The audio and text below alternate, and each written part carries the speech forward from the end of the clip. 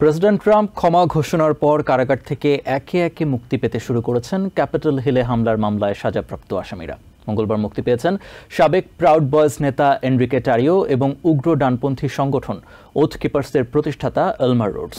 এছাড়া Capitol police কর্মকর্তা Brian সিকনিককে হত্যার দায়ে সাজাপ্রাপ্ত জুলিয়ান কার্টারও মুক্তি পেয়েছেন। এই ঘটনায় তীব্র প্রতিক্রিয়া জানিয়েছে সিকনিকের পরিবার। ক্ষমা পাওয়াদের সবাই নিজেদের নির্দোষ দাবি করে প্রেসিডেন্টকে ধন্যবাদ জানিয়েছেন।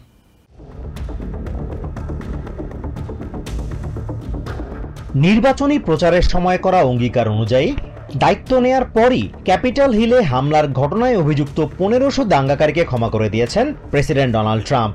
নির্বাহী আদেশ জারির পর মঙ্গলবারই সাবেক প্রাউড বয়েজ নেতা এনরিকে টারিও এবং উগ্র ডানপন্থী সংগঠন ওথ কিপার্সের প্রতিষ্ঠাতা এলমার রোডসকে কারাগার থেকে মুক্তি দেওয়া হয়েছে। ক্ষমা পাওয়া 500-র বেশি দাঙ্গাকারীর বিরুদ্ধে পুলিশের ওপর হামলা ও হত্যা চেষ্টার মতো গুরুতর অভিযোগ ছিল। মুক্তি পেয়ে তাৎক্ষণিক প্রতিক্রিয়ায় প্রেসিডেন্ট ট্রাম্পের এই পদক্ষেপকে স্বাগত জানান এলমার রোডস। একই সাথে এই মামলায় কারাবন্দী সবাইকে অন্যায়ভাবে সাজা দেওয়ার অভিযোগ তোলেন সাবেক প্রশাসনের জাস্টিস ডিপার্টমেন্টের বিরুদ্ধে। ডিসির কারাগার থেকে মুক্তি পেয়েছেন পেনসিলভেনিয়ার বাসিন্দা রেইচেল পাওয়েল। ক্যাপিটলে দাঙ্গাকারীদের যে দলটি প্রথম প্রবেশ করে সেই দলে ছিলেন তিনি। 5 বছরের কারাদণ্ড হয়েছিল তার। ক্ষমা পেয়েছেন রবার্ট মরিস নামে এই দাঙ্গাকারীও। এরপরই অন্য সঙ্গীদের স্বাগত জানাতে সরাসরি চলে গেছেন ডিসিতে। এদিকে এনরিকের মা জুনি ডুরাটে টোরিও বলছেন, সন্তান নতুন জীবন ফিরে পাচ্ছে ভেবেই তিনি আনন্দিত। মুক্তির পর ছেলের সাথে ফোনে কথা হয়েছে বলেও জানান তিনি।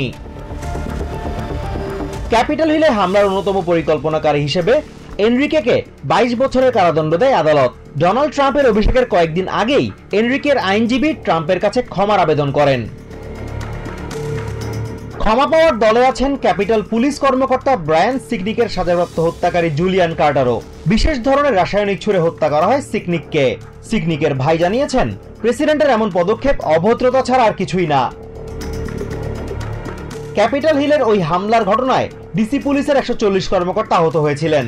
অভিযোগ আছে, সেদিন দাঙ্গাকারীদের বিরুদ্ধে অবস্থান নিয়ে অনেককেই শুধুমাত্র ক্যাপিটল হিলে উপস্থিত থাকার কারণে মামলার আসামি করা হয়। তাদেরই একজন সাবেক মেরিন কর্মকর্তা ক্রিস্টোফার কিনি। ক্যাপিটলে হামলার মামলায় দোষী সাব্যস্ত হয়ে 75 দিন কারাভোগ করেছেন তিনি। এরপর ভোগ করছেন 2 বছর নজরদারিতে থাকা এবং 60 দিন গৃহবন্দী থাকার সাজা।